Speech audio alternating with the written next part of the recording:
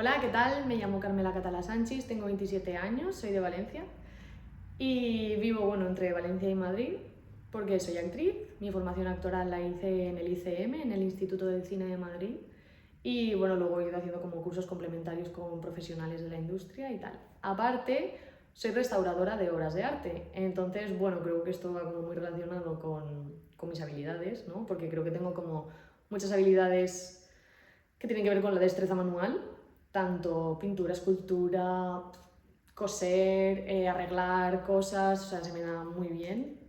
Luego, soy muy sensible también a los colores, o sea, soy como una persona muy observadora, entonces creo que tengo cierta, no sé, me fijo mucho en los detalles y eso hace que creo que también evolucione de una manera más rápida.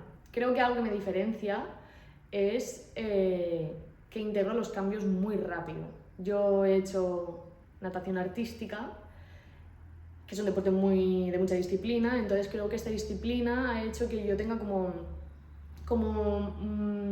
mucha facilidad para poder integrar los cambios. Me observo mucho qué es lo que hay que hacer para hacerlo bien, entonces como que enseguida lo intento replicar y creo que aprendo muy rápido. O sea, creo que es algo que realmente me diferencia, que integro los cambios muy rápidos, muy rápidos. Entonces, pues eso, creo que soy como muy polivalente, que se me dan bien muchas cosas, no soy experta en nada, pero creo que soy aprendiz de todo. Entonces, pues eso, creo que se me dan bien un montón de cosas, porque creo que tengo la facilidad y creo que tengo también el interés. Entonces, pues nada, eso es todo.